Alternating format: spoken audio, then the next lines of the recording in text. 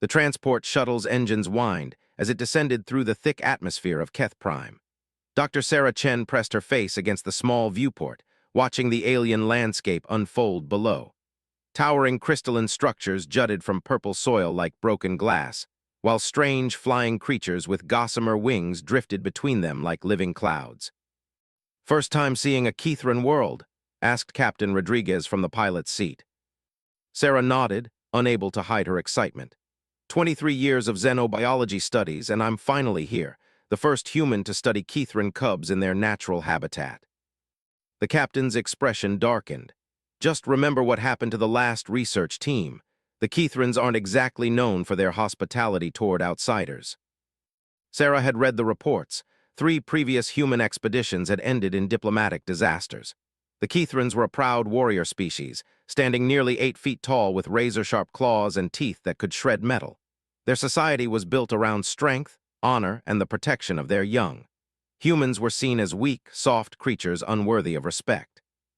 "That's exactly why this mission matters," Sarah said, adjusting her recording equipment. "Understanding their cubs might be the key to peaceful relations. Children are universal, right?" The shuttle touched down with a gentle thud at the edge of New Keth, the planet's capital city. Through the viewport, Sarah could see the welcoming committee approaching. 6 Kethran warriors in ceremonial armor, their wolf-like faces stern and unwelcoming. At the center strode Commander Thrax, the military leader who had grudgingly agreed to this cultural exchange. As Sarah stepped off the shuttle, the alien gravity felt slightly heavier than Earth's.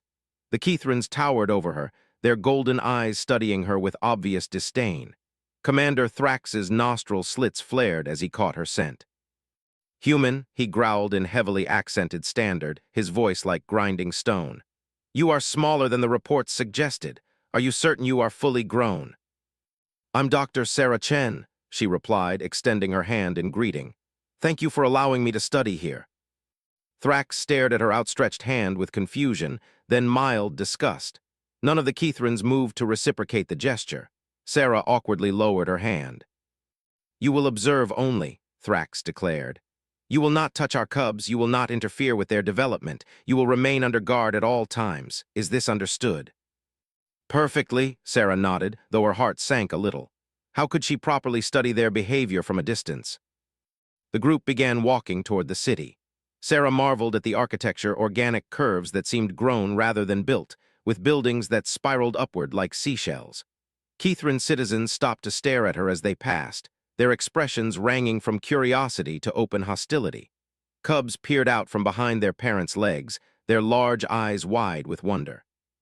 "Your species fascinates us," one of the guards commented, his tone suggesting this wasn't entirely a compliment. "So weak, yet somehow you have spread across the galaxy, like a disease that adapts."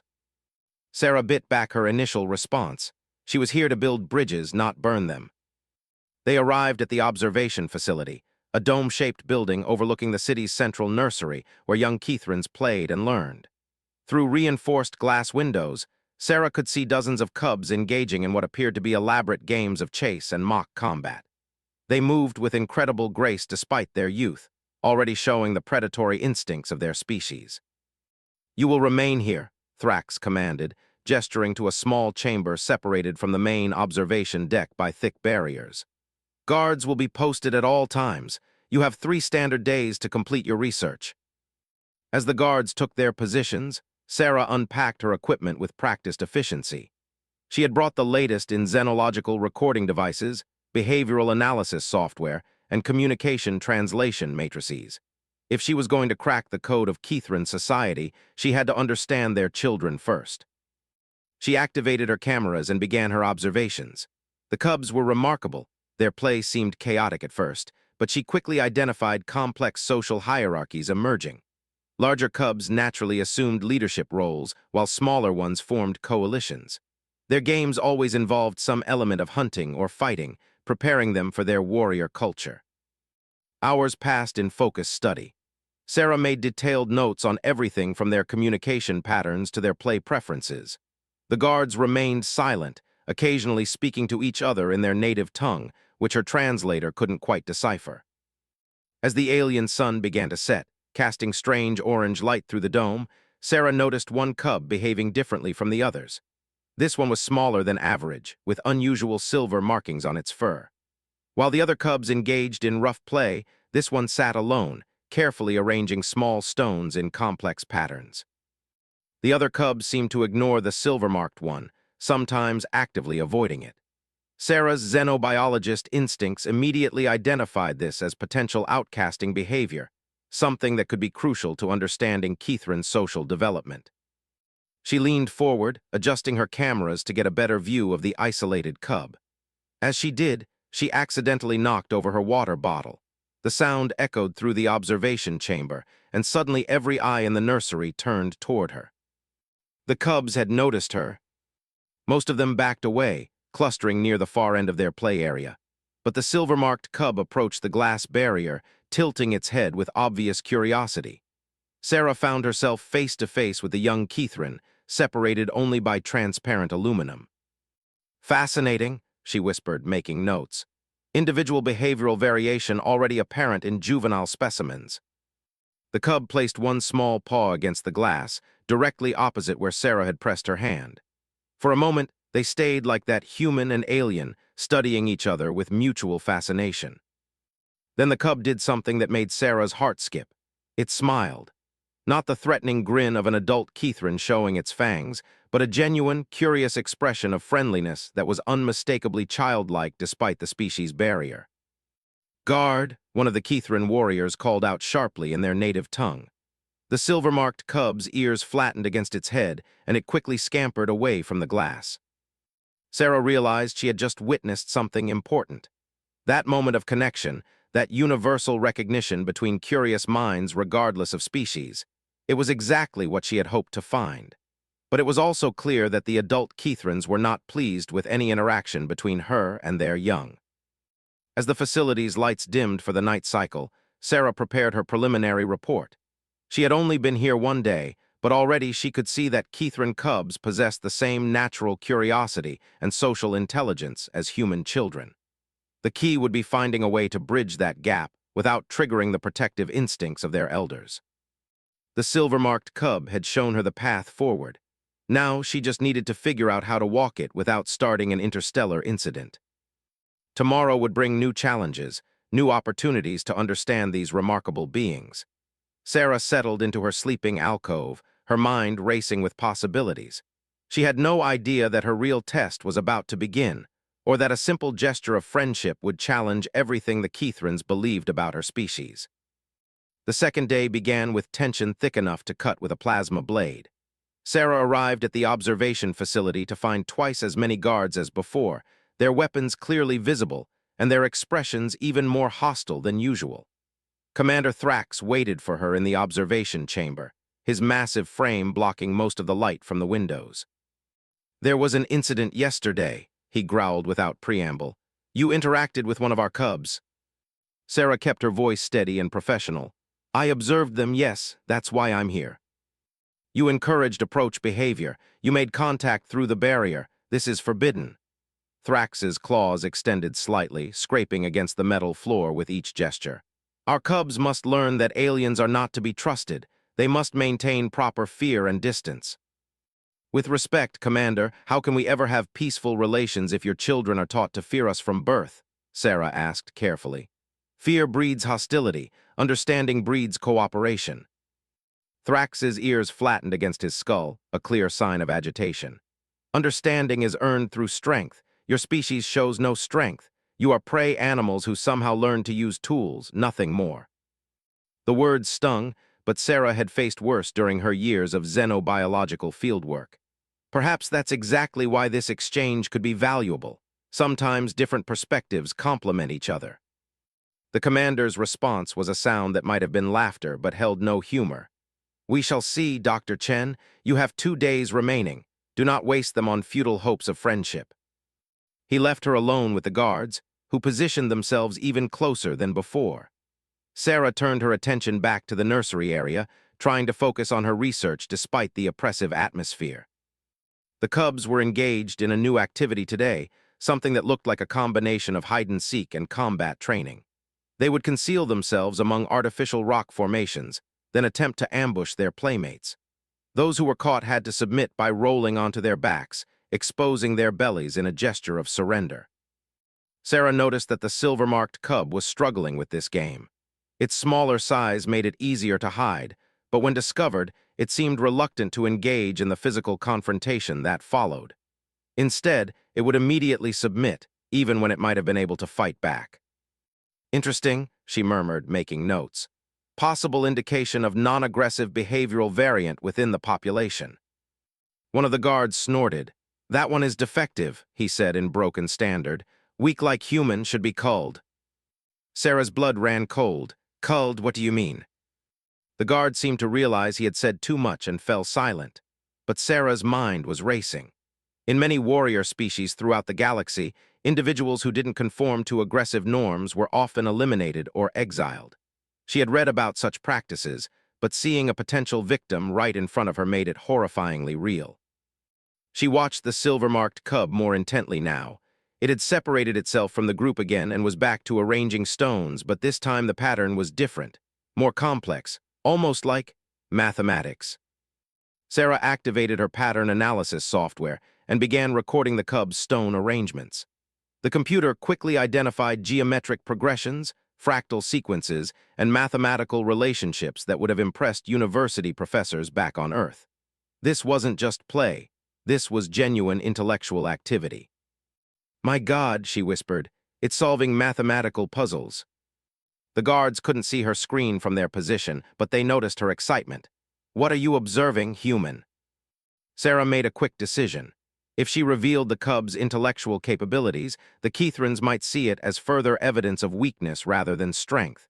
Their culture valued physical prowess above all else.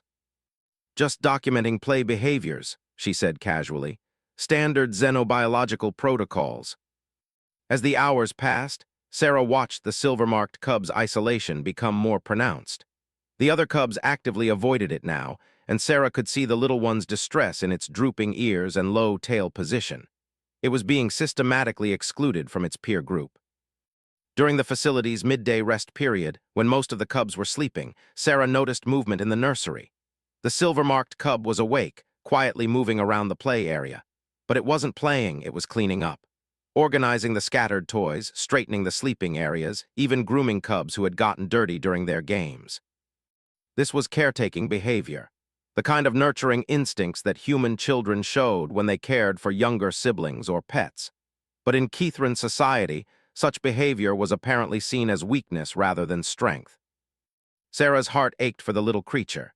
She recognized the universal loneliness of a child who didn't fit in, who was different from its peers in ways that made acceptance impossible.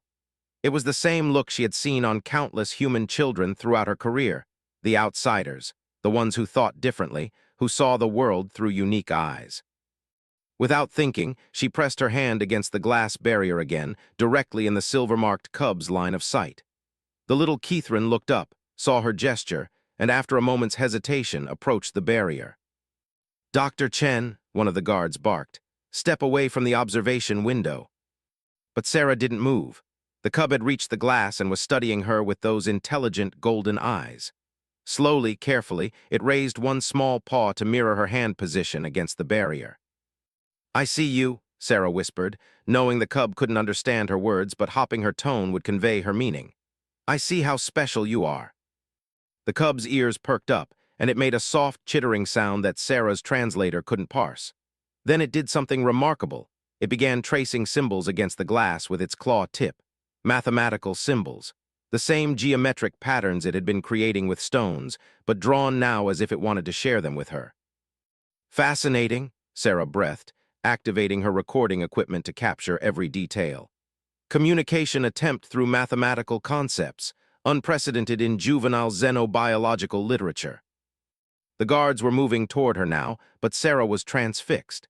The cub was showing her its work, its thinking, its understanding of complex mathematical relationships. This wasn't just intelligence. This was a desire to communicate across species barriers through the universal language of mathematics.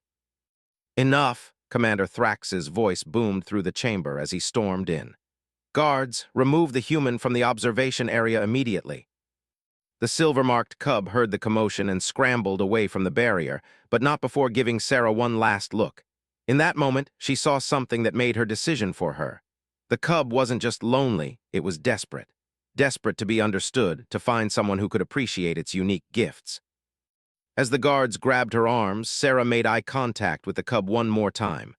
"I understand," she said clearly, knowing the translation software would convert her words. "You're not broken, you're just different, and different can be beautiful." The guards dragged her from the chamber, but she could see the cub's reaction through the window. Its ears had perked up again, and it was chittering excitedly to itself, racing around the nursery in what could only be described as joy. Commander Thrax followed them out, his fury evident in every line of his massive frame. "You have violated our protocols for the last time, Dr. Chen. Your research ends now." "Commander, please," Sarah pleaded as the guards held her firmly. "What I observed today could change everything we understand about intelligence and communication. That cub isn't defective, it's gifted. It could be the bridge between our species." "It is weak," Thrax snarled. "Like all your kind, and you have proven that contact with humans only makes our cubs weaker. The research program is terminated." Sarah's mind raced. She had one chance to save not just her mission, but possibly the silver-marked cub's life. She needed to make the Kethrans see that what they viewed as weakness could actually be strength. "Give me one more day," she said. "Let me prove that understanding and cooperation aren't weaknesses. Let me show you what your cub can really do." Thrax's laugh was sharp and bitter. "You would have us believe a defective cub could demonstrate strength? Impossible." "Then what do you have to lose by letting me try?" Sarah challenged. "If I'm wrong, you can end the program and send me home in disgrace. But if I'm right, imagine what we could accomplish together." The commander studied her with those predatory golden eyes, weighing her words. Finally, he spoke. "One day, but there will be no more unauthorized contact, no more interference. You will observe only." As they released her, Sarah nodded agreement. But she was already planning how to break that promise. Because sometimes, saving a life required breaking a few rules. And she had a feeling that the silver-marked cub was going to teach them all something about the true nature of strength. The third day brought an unexpected development. Sarah arrived at the facility to find the nursery in chaos. Cubs were running everywhere, caretakers were shouting in agitated tones, and emergency lights flashed throughout the complex. Through the observation window, she could see that several of the larger cubs appeared to be injured. Commander Thrax was already in the observation chamber, his expression more concerned than angry for the first time since Sarah had met him. "There was an accident during the night," he explained without being asked. "Part of the nursery's support structure collapsed. Several cubs were trapped." Sarah's heart clenched as she scanned the nursery for the silver-marked cub. She found it in the far corner, apparently uninjured but clearly distressed. Like the other cubs, it seemed shaken by whatever had occurred. "Was anyone seriously hurt?" Sarah asked. "3 cubs suffered broken bones. 2 others have deep lacerations. They will recover, but—" Thrax's voice trailed off as he watched the scene below. "Our cubs are supposed to be strong, resilient. This incident has revealed weaknesses in both our architecture and our young." Sarah studied the damage through the window. A section of artificial cave structure had indeed collapsed, creating a pile of rubble in the center of the play area. The injured cubs were being tended by medical staff, while the others huddled in small groups, clearly traumatized. "How were they rescued?" Sarah asked. Thrax's expression darkened. "That is what troubles us. The rescue was unusual." He gestured to one of the caretakers, a female Kethran with intricate blue markings on her fur. "Tell the human what you told me, Keeper Velash." Keeper Velash approached reluctantly, her ears flattened with what Sarah recognized as embarrassment. The structural collapse occurred during deep sleep period. The injured cubs were trapped beneath heavy stones, crying for help. The larger, stronger cubs attempted rescue but could not move the debris. "And then," Thrax prompted. Velash's ears flattened further. "The small silver-marked one?" It did not try to move the stones. Instead, it studied the collapse pattern and began removing specific pieces in a precise sequence. It somehow understood which stones were load-bearing and which could be safely removed. Sarah felt her pulse quicken. It engineered the rescue. "The stones fell away in a controlled manner," Velash continued reluctantly. "The trapped cubs were freed without further collapse. The silver-marked one then guided them to safety using the most structurally sound path through the debris. Commander Thrax's claws extended as his agitation grew. "You see our problem, Dr. Chen? This cub displayed knowledge no young Kithrin should possess. It acted with cold calculation rather than brave instinct. Our warriors suspect." "Suspect what?" Sarah asked, though she was beginning to fear the answer. "That it is not truly Kithrin at all, that it is some form of aberrant mutation or alien influence."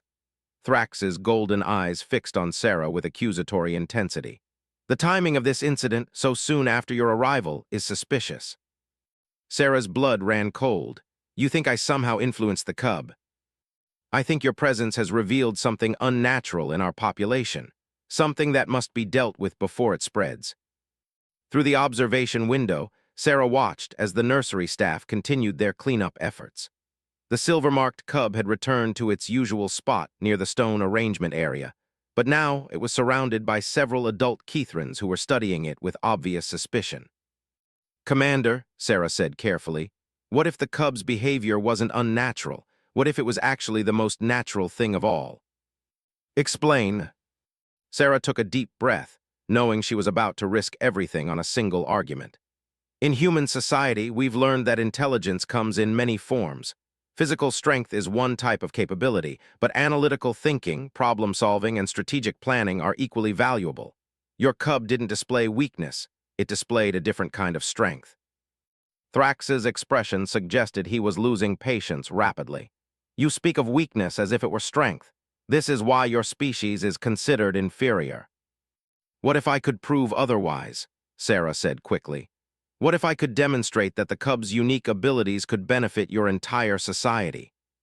"How?" Sarah gestured toward the damaged nursery.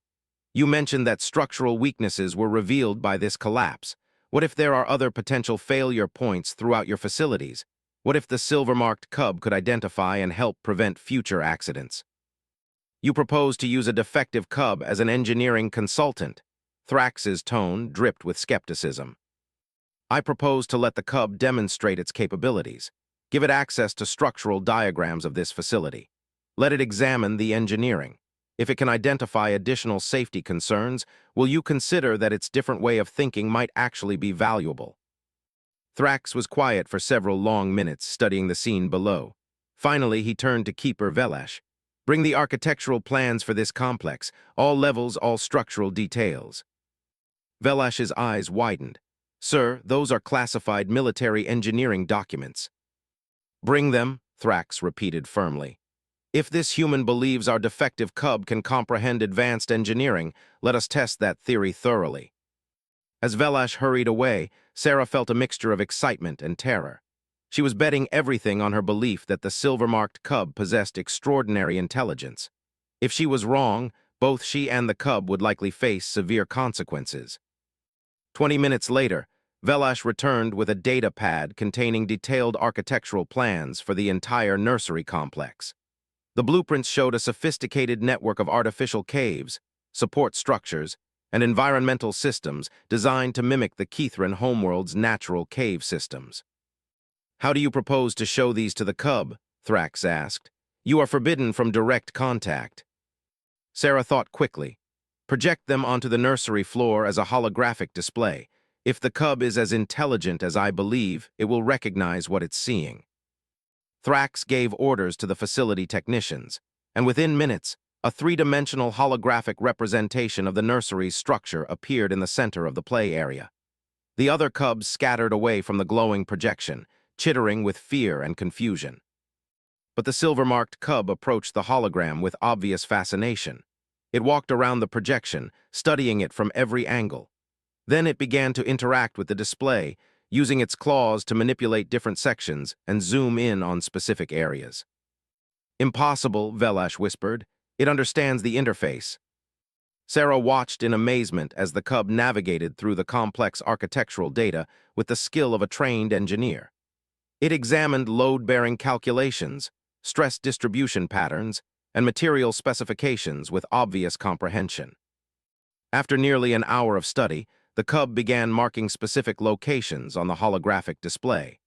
Red indicators appeared at 17 different points throughout the facility's structure. What is it indicating? Thrax demanded. Velash consulted her data pad, cross-referencing the marked locations with the architectural database. Her fur began to stand on end as she read the results. These are all structural weak points, she said slowly. Areas where the safety margins are insufficient. Some of these could fail within the next few months under normal use conditions. Commander Thrax stared at the holographic display, then at the small, silver-marked cub who was now sitting patiently beside its analysis. Run a full engineering verification of those locations, he ordered. I want structural integrity assessments completed within the hour. As the technicians scrambled to carry out his commands, Sarah noticed something else. The other cubs, initially frightened by the holographic display, were now approaching the silver-marked cub with what looked like curiosity rather than avoidance. They had witnessed something remarkable, even if they didn't fully understand it. The results are coming in, Velash reported. Preliminary scans confirm structural deficiencies at 14 of the marked locations. 3 others require more detailed analysis to verify. Thrax was silent for a long time, watching the cub who had just potentially saved dozens of lives through its unique analytical abilities. When he finally spoke, his voice carried a note of reluctant respect. It appears, Dr. Chen, that you may have been correct about the nature of strength. Sarah felt a surge of hope, but she knew the real test was still to come. She had proven the cub's intelligence, but now she had to prove that such intelligence could be valued in Kithran society. Commander, she said carefully, what happens to the cub now?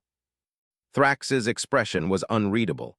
That remains to be seen. This changes much, but it does not change everything. Our society is built on certain principles. Accommodating different forms of strength will require careful consideration. Sarah watched as the silver-marked cub continued to interact with the holographic display, now showing the other cubs how to manipulate the interface. It was teaching them, sharing its knowledge in the same generous spirit it had shown during the rescue. She realized that the real revolution wasn't just about accepting different types of intelligence.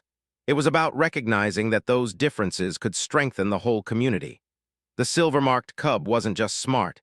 It was a teacher, a protector, a bridge between old ways of thinking and new possibilities. The question now was whether the Kithran society was ready for that kind of change. Sarah suspected that the answer would determine not just the cub's fate, but the future of human-Kithran relations for generations to come. The 4th day brought an unprecedented development. Sarah arrived at the facility to find herself escorted not to the usual observation chamber, but directly into the nursery itself. Commander Thrax waited for her inside the dome, surrounded by a council of elder Kithrans she had never seen before. Dr. Chen, Thrax announced formally, you are about to witness something that has not occurred in Kithran society for over 3 centuries, a formal intelligence evaluation of a cub. Sarah's heart pounded as she looked around the nursery. The normal play equipment had been removed and replaced with a series of testing stations. Mathematical puzzles, engineering challenges, strategic games, and complex pattern recognition tasks were arranged throughout the space. At the center of it all sat the silver-marked cub, looking small and uncertain among the towering adults. 3 centuries, Sarah asked. Why so long? An elderly female Kithran with elaborate silver markings stepped forward. I am Elder Cathara, she said in carefully pronounced standard. I am what you might call a historian. The last formal intelligence evaluation was conducted during the Great Schism, when our society split between those who valued mental prowess and those who valued physical strength. What happened? The mentally gifted were exiled, Cathara continued. They founded their own colony on the Outer Rim. We have had no contact with them for generations. Their way of thinking was deemed incompatible with Kithran warrior culture. Sarah felt a chill of understanding. And now you think this cub might be a throwback to that exiled population. It is possible, Commander Thrax admitted reluctantly. Which is why this evaluation is necessary. We must determine the true nature of this individual's capabilities and decide what they mean for our society. Elder Cathara gestured to the testing stations. If the cub demonstrates the advanced intellectual abilities of the exiled bloodlines, we will know that those genetics have somehow returned to our population. This will require significant decisions about our future. Sarah watched as the silver-marked cub was guided to the first testing station. The challenge appeared to be a three-dimensional puzzle involving interlocking geometric shapes that needed to be assembled into a perfect sphere. Most adult humans would have found it challenging. The cub studied the pieces for less than a minute before beginning assembly. "Impressive spatial reasoning," Sarah murmured, making notes. But the cub's performance exceeded even her expectations. Not only did it solve the puzzle correctly, it discovered 3 different solution methods and demonstrated each one to the observing adults. Then it began creating new configurations with the same pieces, forming complex mathematical objects that existed only in advanced theoretical geometry. "By the ancestors," Elder Cathara whispered, "it understands multi-dimensional relationships." The testing continued for hours. Strategic games that should have taken days to master were solved in minutes. Engineering challenges designed for adult specialists were not only completed, but improved upon. Mathematical concepts that required years of study were grasped intuitively and expanded in creative directions. But what impressed Sarah most was not just the cub's intelligence, but its teaching behavior. After completing each challenge, it would demonstrate the solution to any nearby cubs, breaking down complex problems into understandable steps. The other young Keithrans began following it from station to station, eager to learn. "It's not just brilliant," Sarah told the assembled elders.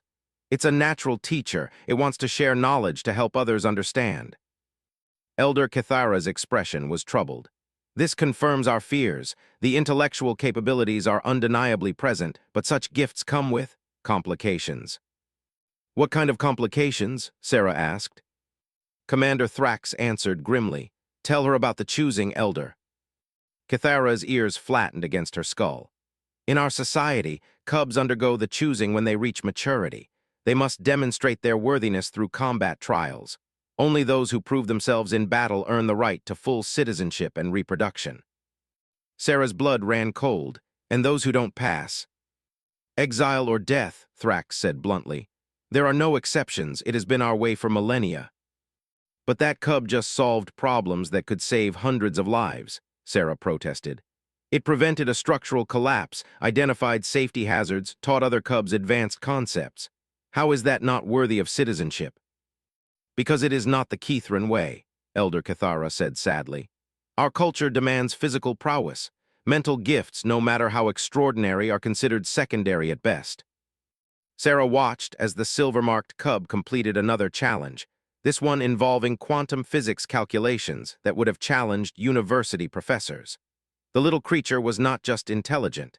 It was operating at a genius level that might be unprecedented in known xenobiology. "What if the Keithran way is wrong?" Sarah asked quietly. The temperature in the nursery seemed to drop several degrees. Every adult Keithran turned to stare at her with expressions ranging from shock to outrage. Commander Thrax's claws extended fully. "You dare question thousands of years of Keithran tradition," he growled. "I question any tradition that would waste such incredible potential," Sarah replied, standing her ground despite her fear. "You're looking at a mind that could revolutionize engineering, mathematics, strategy, education, any field you can imagine, and you're considering destroying it because it doesn't fit your preconceptions about strength." Elder Cathara held up a hand to forestall Commander Thrax's angry response. "What alternative do you suggest, Dr. Chen? Our society cannot simply abandon its fundamental principles." "Then expand your definition of strength," Sarah said. "Physical power is one type of strength, but intellectual power is another. Strategic thinking, problem-solving, innovation, these are all forms of strength that could benefit your entire civilization." "Pretty words," Thrax snarled. "But when enemies attack, when survival depends on combat prowess, what good will mathematical equations do?" Sarah smiled grimly. "Let me tell you about human military history, Commander. Our greatest victories were won not through individual physical strength, but through superior strategy, better technology, and more effective organization. Intelligence has always been the ultimate weapon." She gestured toward the silver-marked cub, who was now teaching a group of younger cubs how to solve engineering puzzles. That little one could design defense systems that no enemy could penetrate, could develop strategies that would make your warriors unbeatable. could create technologies that would give Kithran civilization advantages beyond anything you can imagine. If it survives the choosing, Elder Cathara pointed out. Then change the choosing, Sarah said boldly. Create multiple paths to citizenship. Let cubs prove themselves through intellectual achievement as well as physical prowess. The elders exchanged glances that clearly indicated such a suggestion bordered on heresy. But Sarah could see uncertainty in their expressions as well. The cubs' demonstrated abilities were forcing them to confront the limitations of their traditional thinking. There is precedent, Elder Cathara admitted reluctantly. In the ancient texts before the Great Schism, there were multiple paths to warrior status. Strategists, engineers, and scholars were honored alongside traditional fighters. Until they were declared weak and exiled, Commander Thrax reminded her. Until fear of change overcame wisdom, Cathara corrected. Perhaps it is time to reconsider those ancient decisions. As if sensing the tension among the adults, the silver-marked cub approached the group. It looked up at Sarah with those intelligent golden eyes, then did something that made every Kithran in the nursery freeze. It gently grasped the sleeve of Sarah's jacket with its teeth, not biting, not attacking, just holding on like a child seeking comfort from a trusted adult. The gesture was so innocently trusting, so universally childlike, that it transcended species barriers. Here was a young being, faced with evaluation and judgment from its elders, seeking reassurance from the one individual who had shown it understanding and acceptance. "Guards," Commander Thrax barked. "The cub is attacking the human." But Sarah raised her hand quickly. "No, Commander, it's not attacking. It's just scared and looking for comfort. This is what human children do when they're nervous." She looked down at the small creature clinging to her sleeve, then gently wiggled her arm in a playful motion. The cub's grip loosened slightly, its head tilting with curiosity at the unexpected game. Sarah wiggled again, more deliberately this time, and the cub's ears perked up. It began to play along, loosening and regripping her sleeve in response to her movements. What had started as a gesture of seeking comfort had become a spontaneous game between two intelligent beings from different worlds. And in that moment, every Kithran in the nursery witnessed something profound. The universal nature of play, trust, and friendship that transcended genetic differences. "You see," Sarah said softly, continuing the gentle game with the cub. "Intelligence and emotion, problem-solving and playfulness, strength and tenderness, they're not opposites. They're all part of what makes a complete individual." Elder Cathara watched the interaction with obvious fascination. "The cub has chosen you as a trusted figure," she observed. "This is highly unusual behavior toward an alien species." "Maybe it's not so unusual," Sarah suggested. "Maybe the capacity for cross-species understanding is exactly the kind of strength your society needs for the future." As the cub continued its gentle game with her sleeve, Sarah realized that this moment would determine everything. The Kithrans were witnessing their most fundamental assumptions being challenged by a small creature who had found a way to bridge two different worlds through simple trust and playfulness. The question was whether they would have the courage to follow that bridge toward a new understanding of what it truly meant to be strong. The final day's events began with an emergency council session that would determine not just the silver-marked cub's fate, but potentially reshape Kithran society forever. Sarah found herself standing before the High Council of Keth Prime, a gathering of the most powerful leaders from across the planet. The silver-marked cub sat beside her, calm despite the gravity of the situation. "We have reviewed the evaluation results," announced High Counselor Vorthak, an ancient Kithran whose battle scars spoke of decades of warfare. "The intellectual capabilities demonstrated by this cub exceed anything in our recorded history. Its problem-solving abilities rival those of our greatest engineers and strategists." Sarah felt a surge of hope, but Vorthak's expression remained stern. "However," the High Counselor continued, "exceptional ability does not automatically grant exemption from our fundamental laws. The choosing remains sacred. Physical prowess remains the cornerstone of Kithran citizenship." "But surely," Sarah interjected carefully, "you can see the value in expanding your definition of worthiness." Vorthak's golden eyes fixed on her. "You humans speak much of change, of adaptation. Yet when we examine your species' history, we see constant warfare, destruction of your own environment, and the oppression of your own people. How can we trust advice from a species that has proven so collectively unwise?" The criticism stung because it contained truth. Sarah had spent years studying alien civilizations partly to escape the disappointing realities of human behavior. But now, standing before this council with a child's life hanging in the balance, she realized something important about her own species. "You're right," she said, surprising everyone present. "Humans have made terrible mistakes. We fought devastating wars, damaged our planet, and treated each other with shocking cruelty. But do you know what's remarkable about us? We keep learning. We keep changing. We keep finding ways to be better than we were." She gestured toward the silver-marked cub, who was listening to the proceedings with obvious understanding. "That little one represents the same thing, the possibility of growth, of change, of becoming something better than what came before. You can destroy that possibility because it doesn't fit your traditions, or you can embrace it and become stronger for it." Elder Kithara spoke from her position among the council. "There is another consideration. Our intelligence analysis suggests this cub may carry genetic markers from the exiled bloodlines. If we eliminate these traits again, we may lose them permanently from our population." "And why should that concern us?"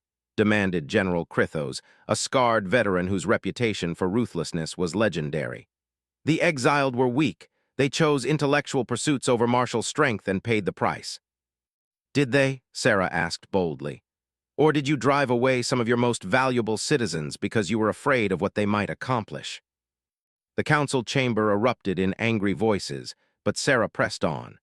"I've studied dozens of civilizations across the galaxy. The strongest ones aren't those with the fiercest warriors. They're the ones that find ways to combine different types of strength into something greater than the sum of their parts." High Counselor Vorthak raised his hand for silence. "You speak of strength through diversity, Dr. Chen. Prove it. Show us how intellectual gifts translate into practical military advantage." Sarah's mind raced. This was her chance to demonstrate the real value of the cub's abilities. "Give me access to your current military challenges. Let the cub analyze them." "Impossible," General Krithos snarled. "Military intelligence cannot be shared with aliens." "Then give me historical scenarios," Sarah countered. "Past conflicts where traditional approaches failed. Let the cub show you alternative solutions." After much debate, the council agreed to present 3 historical military scenarios where Kithran forces had suffered significant defeats. The problems were displayed holographically, showing terrain, troop positions, and tactical challenges that had proved insurmountable to conventional Kithran strategy. The silver-marked cub studied each scenario with intense concentration. Then it began to work, manipulating the holographic displays to show alternative approaches.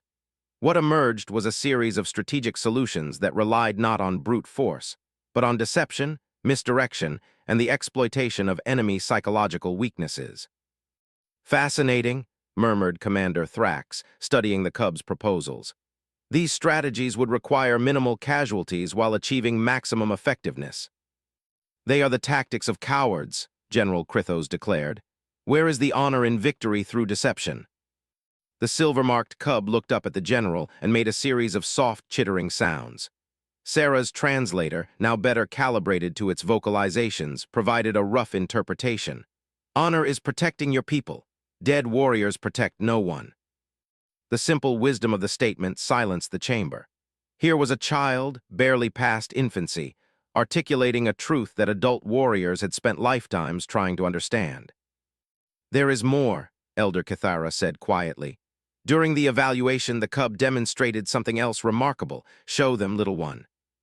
The cub approached the holographic display and began creating new patterns. But these weren't military strategies. They were technological innovations. Improved armor designs that would provide better protection with less weight. Weapon modifications that would increase accuracy and reduce energy consumption. Communication systems that would allow for better coordination between units. "These innovations could revolutionize our military capabilities," Commander Thrax admitted reluctantly. "Our warriors would be more effective, better protected, and more efficiently organized." Sarah seized the moment. "That's the power of different types of intelligence working together. Your warriors provide courage, determination, and fighting skill. But intellectual gifts provide the tools, strategies, and innovations that make those warrior qualities more effective." High Counselor Vorthak studied the technological displays with obvious interest. These improvements would indeed provide significant advantages, but implementing them would require fundamental changes to our military doctrine. Change is never easy, Sarah acknowledged. But the alternative is stagnation, and stagnant civilizations don't survive long in a galaxy full of dynamic competitors. The council members exchanged glances, clearly torn between their traditional beliefs and the evidence before them.